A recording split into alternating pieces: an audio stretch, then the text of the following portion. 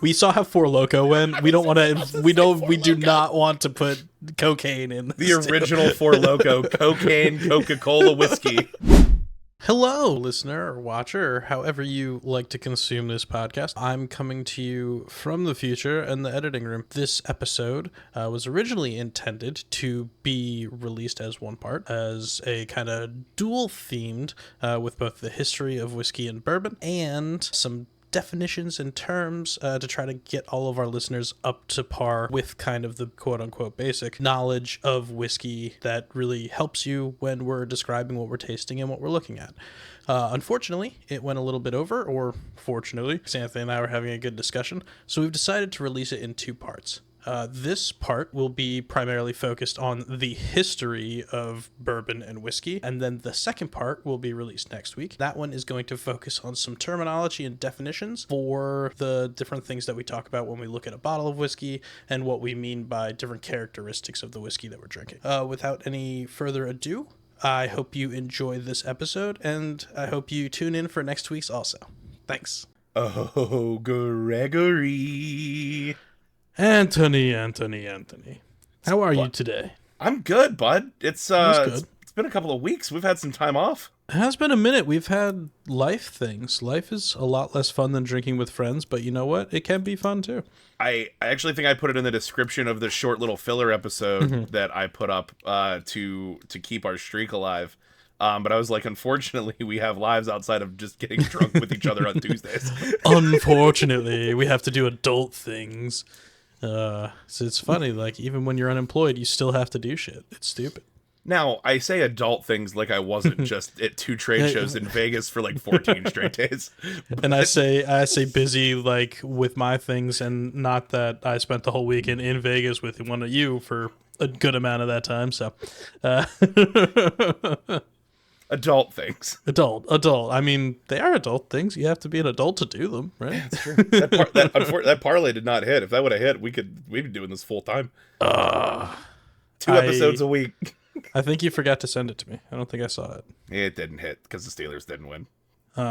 Is that the only thing that didn't happen? No, if that's the only thing that didn't happen, I'd be beating down Tomlin's door. You owe me $245,000. Nah, there were a few other ones. I made some pretty good calls, but like I'm proud that none of them were like blowout. The only ones that were blowouts were the upsets that I called. Oh, nice. And the upset, like all the other games, I would like literally one score. Oh, yeah, it was a nail biter all the way down to the end of the one. Look, it's better than the 1:00 games, having one, and then me having to sweat out the 4:00 games. The 4:00. Oh my god, that would have been terrible. Or if I would have made it all the way to the Sunday night game with the Bills and the Ravens, yeah, I would have mortgaged my house to bet on the Ravens to hedge against the ticket. Hedge it the other way around. So that one way or the other, you were still getting one way or another, I'm winning money, whether it's $100 on this massive parlay or $40,000 on the Ravens. One or the other. But goodness. Yeah, it was a good time. But we are back. We're back at it. Sounds good. Yeah, we're back at it. You know, you're back from your escapades in the Vegas land of Sin City. And I'm back from my various traveling places because for some reason we picked September and October to just go everywhere. I don't know. We just decided we don't want to be home at all. We're both gone this upcoming weekend. We are both going. I'm in Philly weekend. And you're not in Philly. I know. It's really funny that you're going to be in Philadelphia and I will not be in Philadelphia. Oh goodness! And then then I'm back in Philadelphia for your Halloween party, which we'll probably end up filming an episode for. Yeah, also a baby shower. We can talk about that part too. But yeah, Halloween party and baby shower. I don't know how much. What'd you say? I don't know how much you want these people to know. Yeah, well, they can know. I can cut it out if I don't want them to know. Except for Patreon. Patreon knows everything. Dear gentle reader. Hi there, Patreon. Hi there, buddy. But yeah, I think this is the last, other than our special one, I think this is the last one of our liquor haul. Yeah, this is the last one of our liquor haul that's not a corn liqueur that we'll have to figure out what the hell to do with that. God, I'm so not excited to drink that elote. I it might be good, but as someone that like doesn't really like it's described as like creamy corn flavor, and like I don't like cream corn. Like I love don't, cream I'm not a corn. big. Yeah, I'm sure you're gonna really like it. I'm gonna need to mix it with like some lemon lime soda or some shit. I'm gonna be honest. Like, if it actually tastes like cream corn, then I feel like that's terrible for a spirit. Also, I have a feeling that you're not supposed to actually drink it neat, but you know how we roll. Yeah, whether it's corn liqueur or $14 rum, we're drinking it neat. Yeah, at least trying. Hopefully, at that we least don't trying. vomit halfway through. All right, so now that I can taste cream corn liquor in my mouth, I need to wash this out with something. Is it your turn or my turn? I think it's you. I think it's yours this week.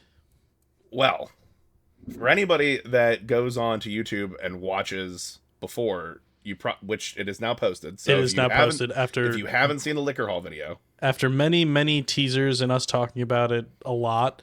It is finally completed and it's finally posted and ready to go. So hop over to YouTube and take a look at our pilgrimage to Liquor Mecca. oh, we need to go back to. But We do, we're out. for today, other than the gross corn whiskey, this is our last one from the haul. Not my last one, but our last one. Bondstone Kentucky Straight Bourbon Whiskey Cask Strength. I love their logo. It's like almost like the Masons. It looks sort of like the Mason, like the Masonic logo, but it's not the Masonic logo. I thought you were going to say it looks like the hammer and sickle, because that's what I thought when I first looked at it. Yeah, no.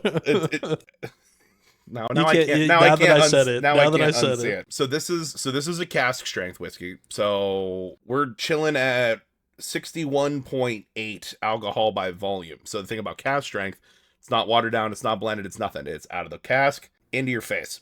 Ooh, and do you know if there's like a batch number or anything Ooh, that's a great question, on actually. these? Because mine has a different number on it.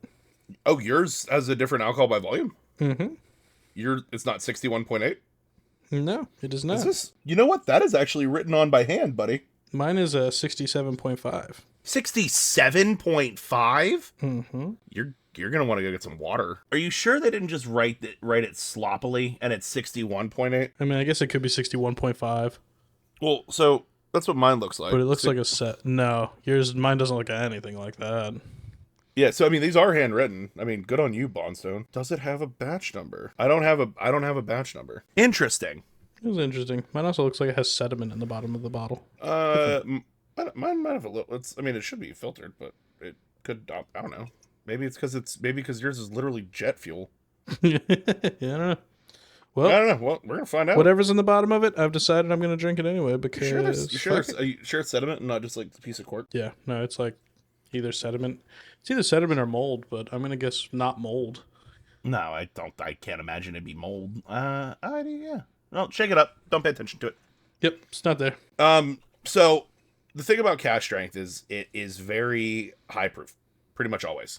And we're gonna get into it, but whiskey can be barreled up to 125 proof. Oh yeah. Which makes no sense to me how yours is 67, because that's what's 67. That's 125 proof exactly. Like almost exactly. So it is mine, exactly 125. Yeah. Yeah. So mine dropped a little bit. We lost a little bit of alcohol over here. Mine kept all of its beautiful flavor. If it is truly sick, that is why. Or they just didn't put the little thing, and mine is actually 67. We're gonna find out.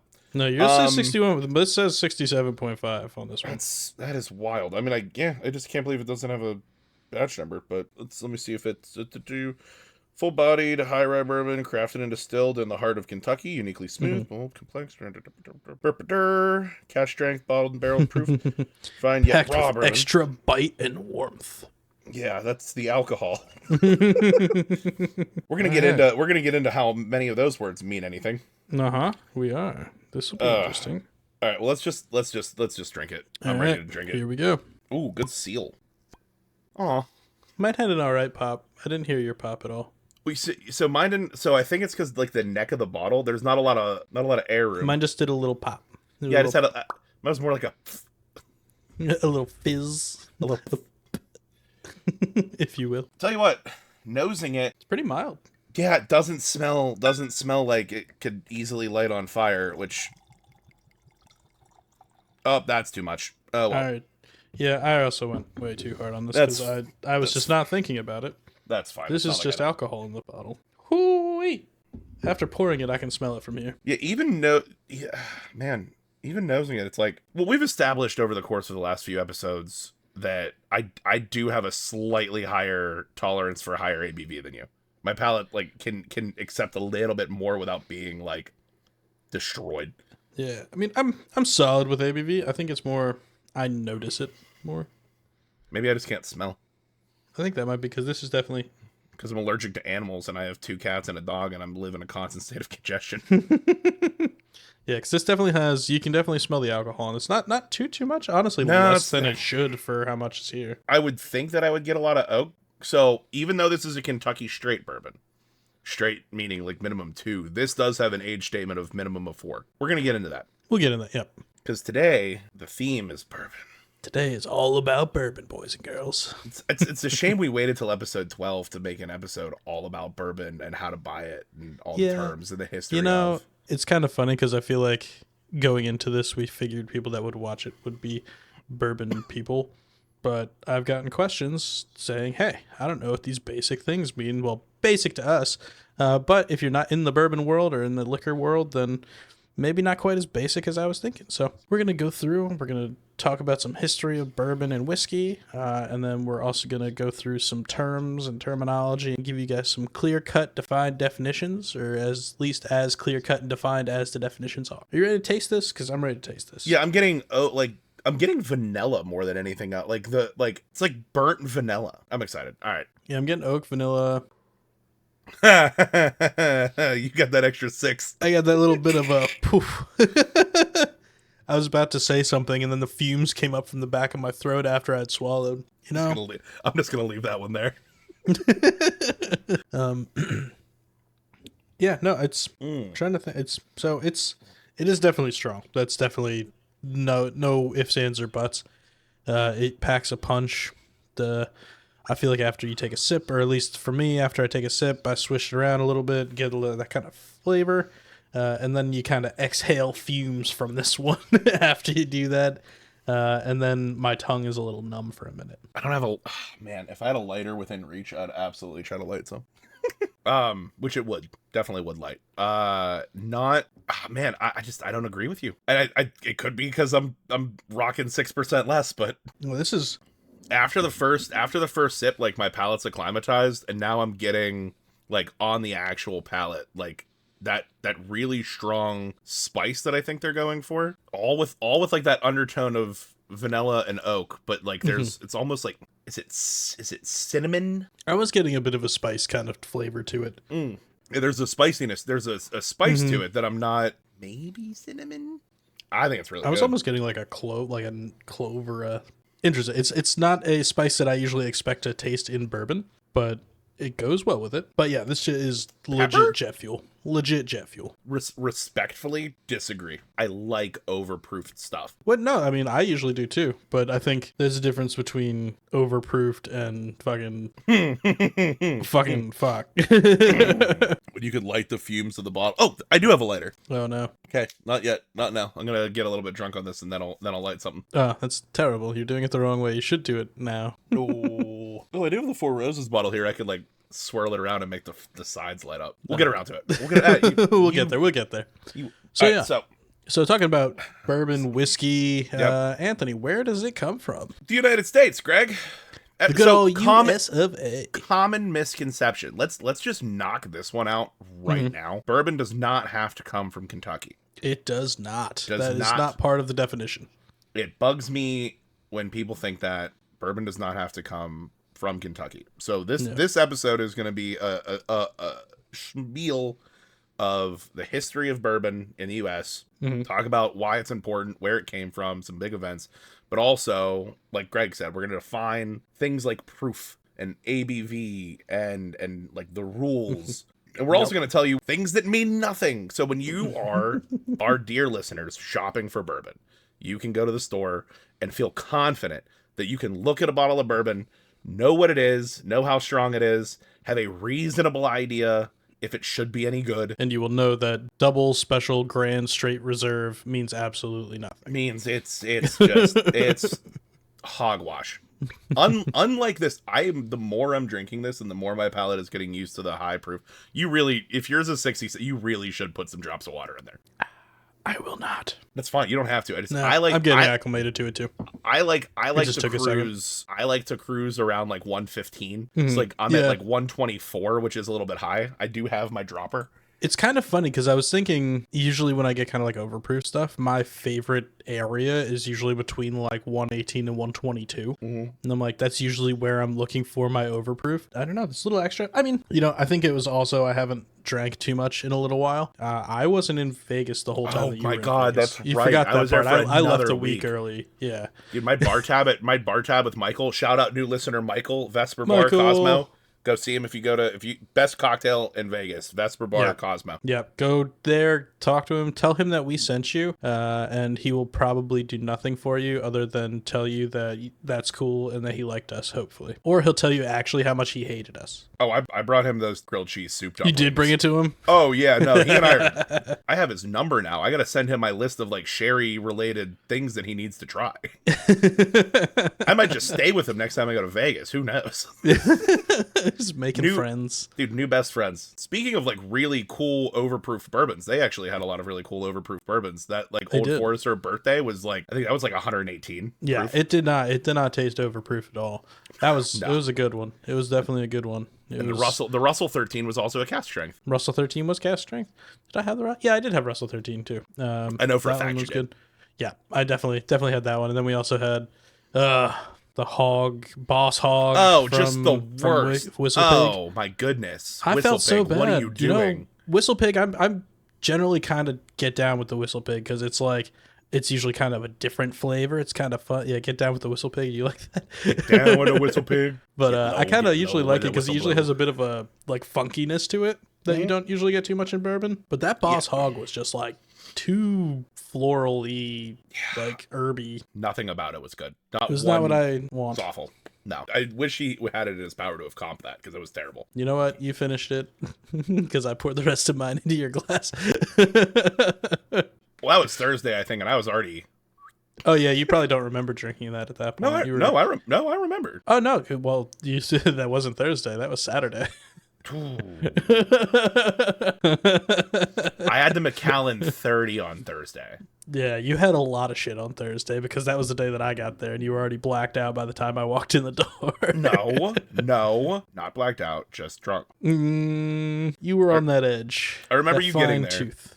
No, that's fine. And you did find me by my voice from the lobby. I did. This is going to turn into just us reminiscing about Vegas episode. Well, hey, Patreon users. Hey, Patreon users. But yeah, no, so the fun story. I walk into the hotel that we're staying at, the Cosmopolitan in Vegas, and I was sharing a room with Anthony. He's already been there for a couple of days, and I don't know if at the front desk they know that I'm coming, if I can get an extra key, exactly what I'm supposed to be doing. He knew that I should be there, and we have been in communication, but I could tell from our communications that we've been having that he had a bourbon or two. So I could tell by the time that I got there that he was going to be a little tipsy. So I texted him when I got there. I didn't get a response. I was walking towards, I found the elevators that would go to the floor that I would needed to go to. Walked on and quickly realized that I needed a key card to even go up to the floor. So I walked off and gave him a call. No response. I'm like, son of a bitch. What the? And then I just hear from yonder down the casino floor, smile, everybody put your hands in the air. And I turn around and see Anthony taking a picture for a group of what had to have been a bridal party or something, for a bachelorette party or something like that. And I can just hear him clear across the casino floor. And I was like, yep, there he is. And I proceed to walk over and see that he's already kind of swaying a little bit. I don't know what you're talking about. I think my favorite part was actually after I'd got there, and then Becca got there. Becca's Anthony's girlfriend. So after we had both got there, we went up to the room and dropped all our stuff off, went back down, did some gambling, got Anthony some much-needed pizza, got us some much-needed pizza too because it was very necessary. Good pizza. And then at the end of the night, when we went up to the room, we got up to the room and Anthony goes, "Oh, you guys haven't been up here yet." All of our stuff is already in the room, laid out everywhere. We've been hanging out up there for a while. They had been up there. It was very, very entertaining. Yeah, but it's really good whiskey. Anyway. Anyway, sorry, I digress. No, great digression. It's a tale that harkens to the real root of whiskey in the Americas, and that is friendship. So whiskey in the Americas was like huge just out of the gate, because America was so good at growing grain. And corn was already like an agricultural staple. So the first pilgrims in America, they brought their distilling traditions over from England, who had been making whiskey already. But they brought that tradition over, but they had way better grains. It wasn't just all barley. You had access to your corns and wheats, and you still had barleys, and you had heirloom corns. High Wire Distilling only uses red corn. Red corn, yep. So that's a big thing just down in that region, because that's from South Carolina, you said, right? Yep. And that red corn down there is, if anybody's been to South Carolina, they know that they talk about that red corn quite a bit. So you had all these really cool grains, and whiskey was just such a better thing to make. It was because you could trade it, and it had more value than the grains themselves. Because you could use it to make beer, but beer was perishable. It didn't have refrigeration. Like, if you made beer, you were making beer to be consumed soon. Exactly. To make whiskey, you stick it in a jug and you shelve it, because it wasn't originally barrel. They couldn't make enough in a day to justify a barrel. So it was all like unaged White Lightning, basically what you think of as like moonshine corn whiskey. It was pretty much just a way of preserving their corn and still making money off of stuff that they couldn't sell, because it grew so good here in the Americas. Like, their land was fertile. They were making way more food than they could possibly eat, and they had to figure out a way to preserve it. So I think it's important to know that from a timeline standpoint, as we talk about this, we're really talking about like mid 18th century, like early to middle 1700s. Do you happen to know what the first distillery is that was like commercial, like the first, like what you would think of as commercial distillery? I do not. Evan Williams. Really? One of my favorites, Evan Williams. It was he was a Welsh immigrant credited with the first commercial distillery in Louisville. That's interesting. 1783. That's really neat. It's still something that like we can get today, and I had to work that neat in there. But it's still something that we can get today, and like you can get it at a decent price point too. That's something that's great about Evan Williams. If you're looking for a bottom shelf price with a mid shelf taste, that's where you're going for. I think we've established that I think that about most bourbons. I think most bourbons, and we'll get into it, but because of certain rules, I think most bourbons are better, even in the bottom shelf, than other bottom shelf spirits. I've always thought that. Like the cheapest bourbons are better than the cheapest other things. Yeah, Evan Williams was the first one, and then we won't get into his story because we'll save it for when we actually drink a bottle of it. But largely Elijah Craig was the first one credited with aging. That wasn't until like 1789. So you had like a 7-year gap where it's like you're selling whiskey that's basically just... But that's also like production. Like they were doing it before, like you're saying, because I mean, originally, like you think about the United States, pre-whiskey being big, it was brandy and it was rum. Those were like our staples. Brandy because that's what they're drinking in France and it's special. Rum because it's been around forever. It's easy to make and we had plentiful amounts of it. And like we talked about in our rum episode, it's literally making a liquor out of a byproduct that you would just throw away otherwise. So they made tons of that and it was huge. And then the farmers come around and they have all this extra grain. They make all this whiskey and it starts to kind of introduced alongside these other liquors that are very commonly consumed and grows in popularity because it's kind of like an American product, you know, and it's easy to get and people like it. We've thrown the phrase White Lightning around a little bit. I think it's important that we explain when we say White Lightning, what we're talking about, because there's more than one name for it. White Dog, White Lightning, Moonshine. I mean, that's the one that people are going to know the most.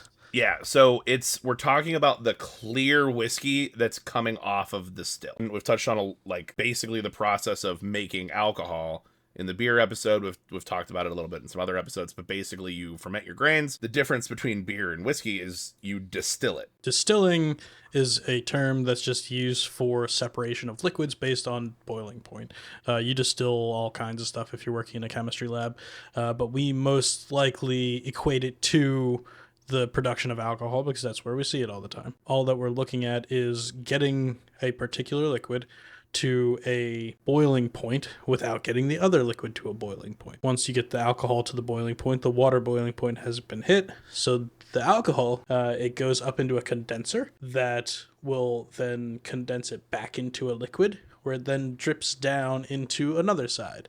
But since the boiling point of the other liquid is lower, it drips back down into the original pot. So we're only getting the stuff that we want, and we're not getting all the extra water and extra stuff that comes with the actual beer that you're pulling it from. That's something neat, Greg. Something neat? Well, and then different alcohols evaporate at different temperatures. So what you want is there's the heads and the tails. So when we say heads and tails, we mean like the first part of the distillate, which is yucky shit you don't want. It's methanol. Yeah, the yucky shit you don't want. Then you have the hearts, which is your ethanol and other associated esters and whatnots that get pulled along for the ride. That's the good stuff. And then the tail. So you have the hearts, then you have the tails, which is other icky alcohols that you don't really want. Propanol, butanol. Yeah. Stuff that you do not like to drink that will make you very sick. Yeah, or go blind.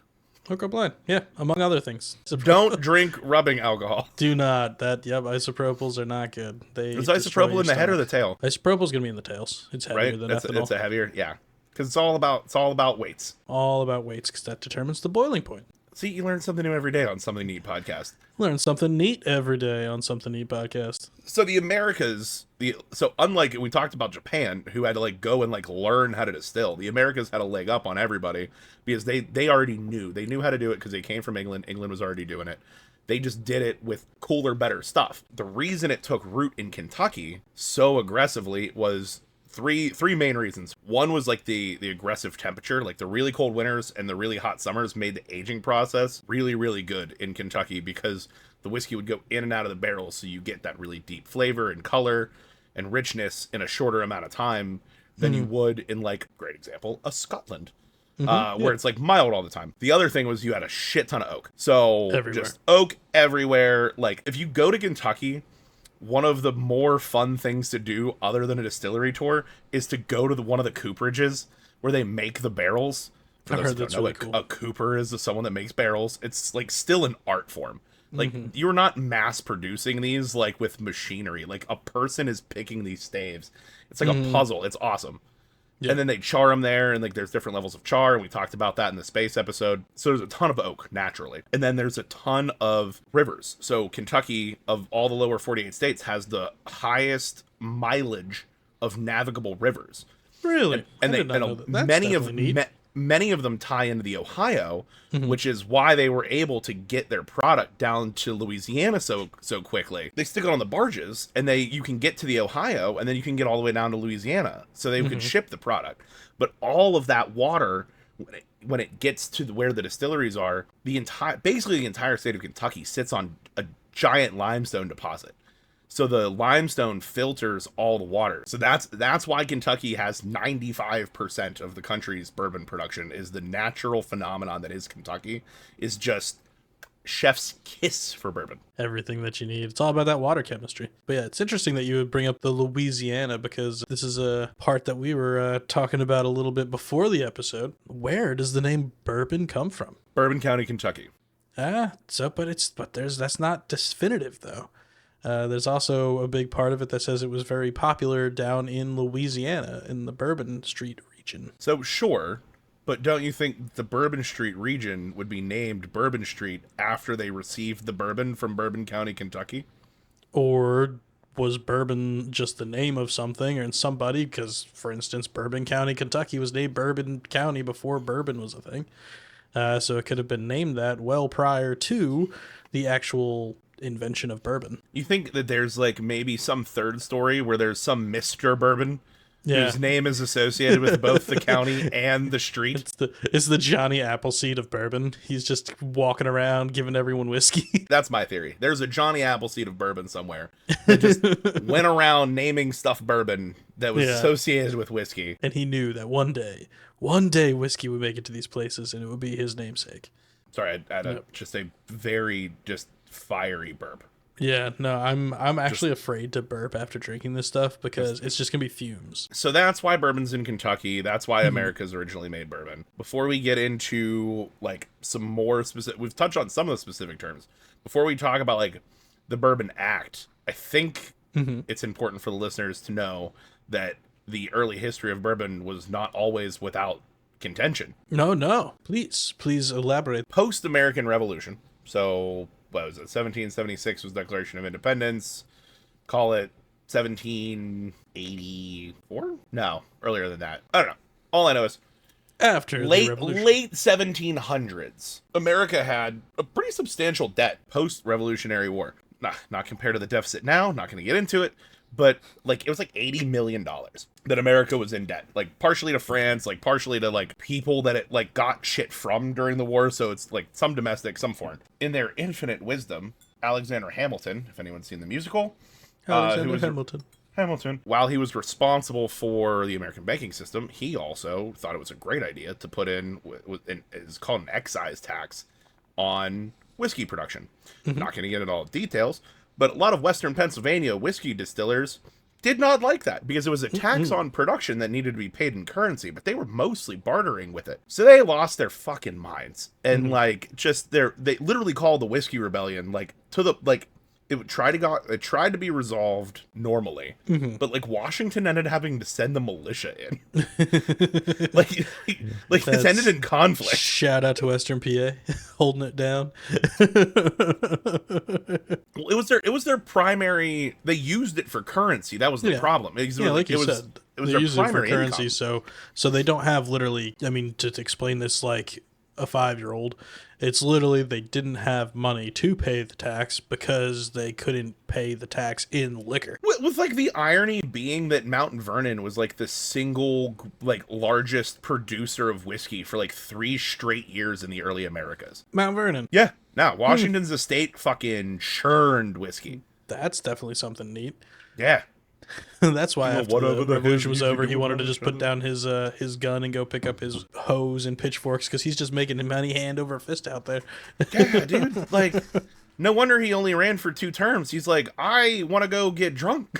Yeah, he's like, why would I keep running for this? I'm rich. I don't really want to do it anymore. Anyway, Western PA holding it down, said, screw you, whatever. There was a lot of anti-government sentiment, obviously, even though the rebellion was squashed. And a lot of the leading producers, this is actually another reason why Kentucky ended up being like so heavy. Because if you think about like Western PA climates and like Kentucky climates, close. And it's honestly still the reason why PA does make bourbon really well even today, but the taxes were less in Kentucky. Taxes were less in Kentucky, so a lot of the leading producers in Western PA actually moved to Kentucky post Whiskey Rebellion. But then you get into the 1800s, early 1820s. That's when New Orleans comes into play because whiskey starts getting shipped down the Ohio. Notably, to rise to that demand, a popular one that you and I actually had in Vegas was E.H. Taylor. Yes, we did. E.H. Taylor Jr. was a big distiller in Kentucky in that like mid 1800s, that like 1820s through like 1920s, actually known as like the father of modern bourbon industry. Like they like him and like Jim Beam were like the big like we're gonna industrialize the shit out of this. Yeah, you've got Elijah Craig was the father of bourbon back in the day, and then E.H. Taylor modernized that shit. Brought it into this century and really built it up. Yep. And then Old Crow was actually named after James Crow, who was a Scottish physician that decided to become a distiller. They're credited with like perfecting sour mash, like which doesn't really mean anything. I mean, sour mash does mean something. It's like you take a little bit of the old mash and you do something in the new mash. I think you actually have the definition of sour mash. I do have the definition of sour mash. What is the definition of sour mash? So the I get this actual wrong every definition time. of sour mash, it was going to be in the definition portion, but I mean, it's coming up so nice right here. So yes, you're correct.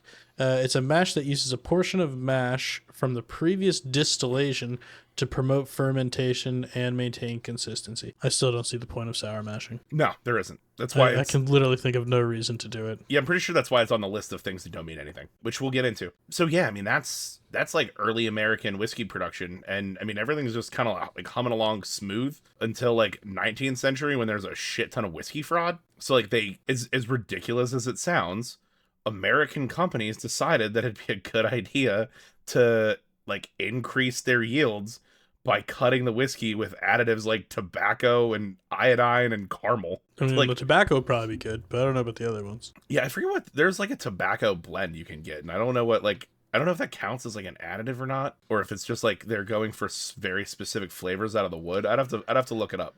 Yeah, maybe it's You like know more what I'm- like a you know what I'm tobacco talking flavor, about. but not actually tobacco. Yeah, put you know what I'm into it. talking about though. Yeah, but they to like change its like flavor and appearance, and so like a lot of people started to like distrust whiskey altogether. And it was like a big thing because like at this point, whiskey's like a big industry. I mean, this is like after over 100 years after it's become mainstream and is something that is a everyday used item in a house. Yes. So that distrust actually led to E.H. Taylor and the current Secretary of Treasury, not Alexander Hamilton, but John Carlyle. Again, 100 years after Alexander. 100 years after, literally almost 100 years after. Yeah. That was so this is where I had it wrong. I actually thought that the Bourbon Act came first. The Bottle and Bond Act came first, then the Bourbon Act. Well, would you care to define both of those terms? Because bottle and bond is also something that you will regularly see on a whiskey or bourbon bottle as something that actually means something. And you agree with me, Bottle and Bond whiskeys tend to be better than their other counterparts, right? I think they do, but I think that's because they are more regulated. Yeah, and that's really exactly what it is. So, to be Bottle and Bond, we're gonna talk about like straight whiskey and like what makes bourbon, put like with like under the law. But Bottle and Bond is a single distiller in a single distilling season. So meaning like it's you barrel it in a single season. It's a single distiller. You can't like grab whiskeys from like other distillers. So single runs. Hashtag Johnny Walker. Yeah, exactly. It can't be blended. None of that. It has to be bottled at 100 proof, and it has to be aged a minimum of 4 years. And the federal government, even to this day, like oversees that production. Like these warehouses have like padlocks. E.H. Taylor of E.H. Taylor fronted this idea because they needed, the whole point of the act was to reinstitute faith. This was one of like, in my opinion, this is like one of the first like consumer trust bills. Like when you talk about like advertising bills, like things that are like way more modern, that like regulate how things can be advertised, like disclaimer labels, all of that stuff. Not being able to false advertise, stuff like that. Like you have to actually stand by the claims that you're making. Yeah, without actually knowing for sure, because certainly there could be other ones, but without actually knowing for sure, this is one of the first consumer trust bills that I can think of, and it's centered around whiskey, and I think that's so cool. They were still literally selling snake oil and stuff, so yeah, but like I mean only like 30% of the snake oil was whiskey, so the other was Coca-Cola full of your daily dose of cocaine makes you feel great. God, why I wish Coke would have got into the whiskey making business, because then we would have had like cocaine fueled whiskey Coke. Oh Jesus, they would just be dead. They probably tried and it just killed everyone. It's like we saw how Four Loko went. We don't want to. We do not want to put cocaine in the original Four Loko cocaine Coca-Cola whiskey. This just in: a whole fraternity is dead. The only one to tell the story has been blinded.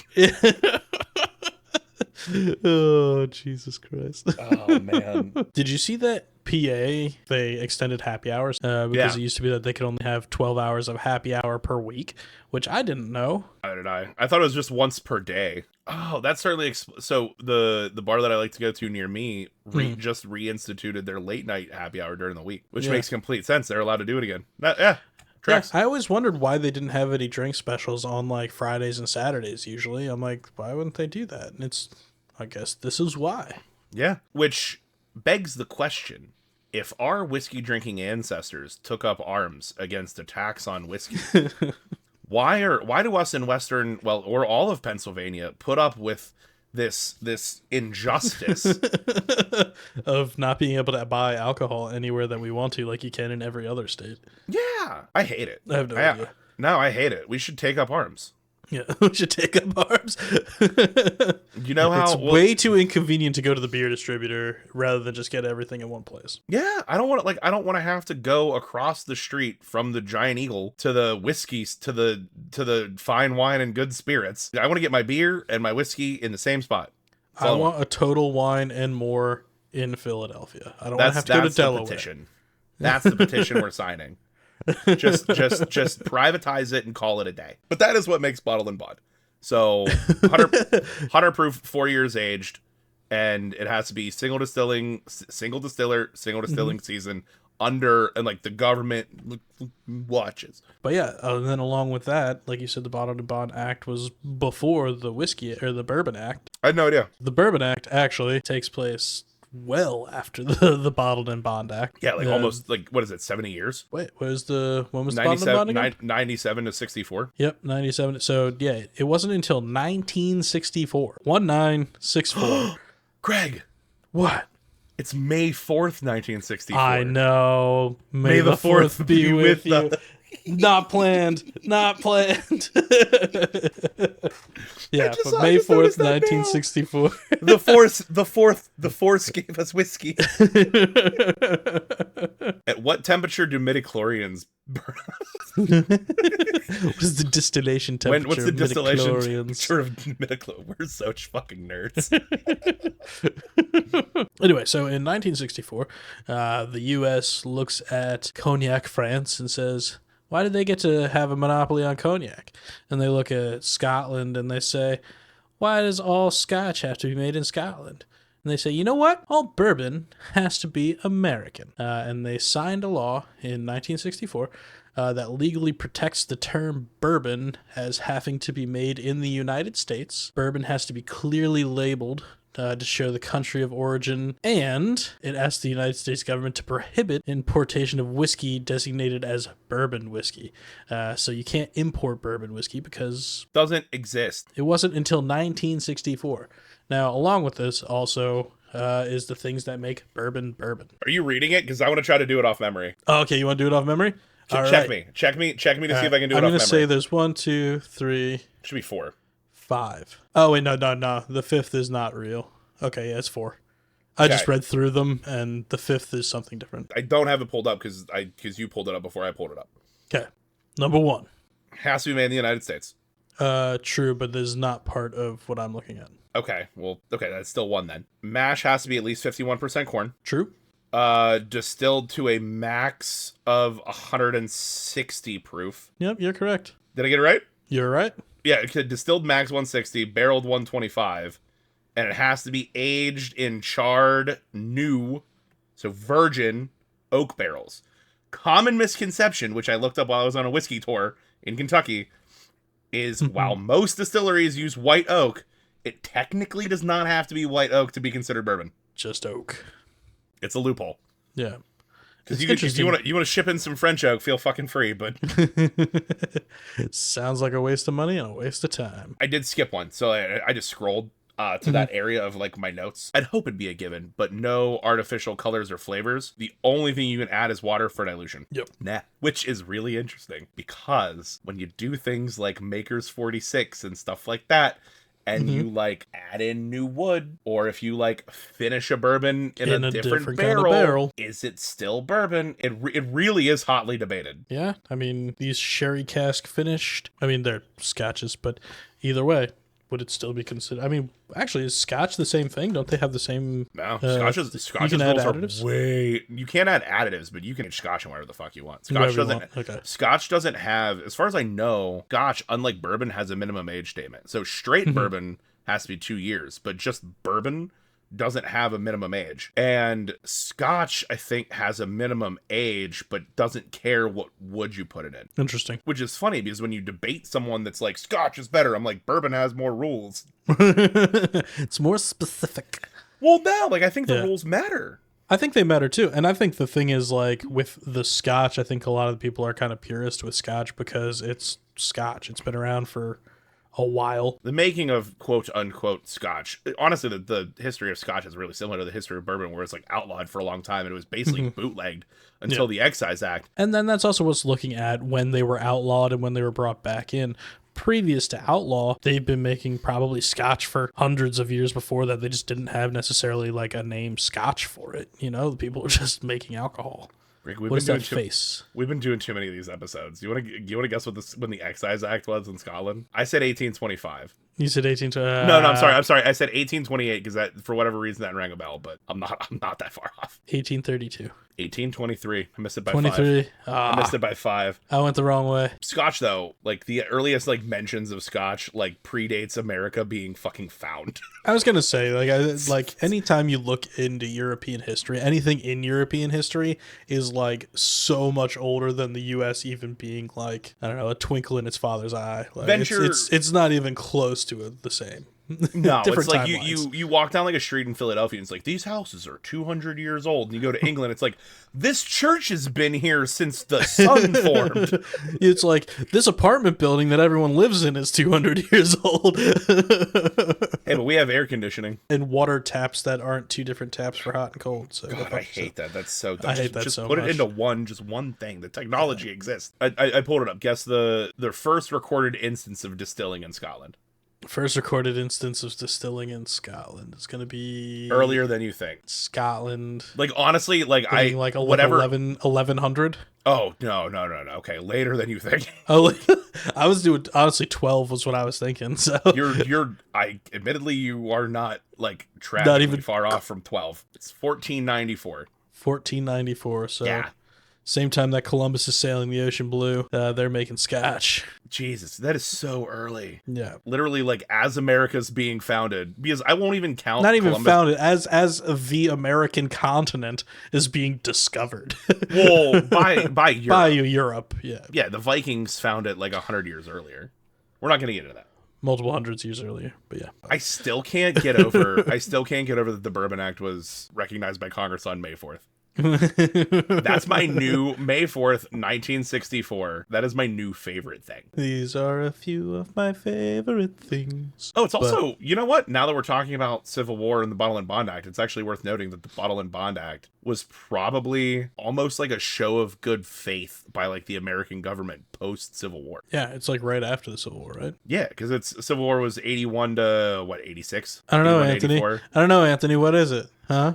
When did it start, huh? I don't know. I know you don't, but you knew on that day somehow. Yeah, but is it 80? Oh my God. 61 to 65 each. 61. It was 61. 61 to 65. Either way, 61, you pulled it out of your ass the last I time. just did it this time. You said it was in the 20s when we first started talking about it, and then you pulled 61 out of your ass. I had to do the math on Lincoln. Still don't believe you. I actually know. So, was it not My Fair Lady? What was the play he went to see? I knew what year that was made. So. Oh yeah, that's the one now. Now that's the one. Reverse engineered. You go back. I was actually counting presidents because I know how many terms they were all in office for. Going back to it, we've gone through a lot of the history of whiskey, and that's really the history. That is the history. That's it. 1964, bourbon is made bourbon officially, and now it is bourbon. Hey again, everyone. Just a reminder to tune in next week for our second part to this episode, where you'll learn about some definitions and learn some more interesting things about whiskey. I hope you enjoyed this episode, and we look forward to seeing you next week. I'm a little drunk.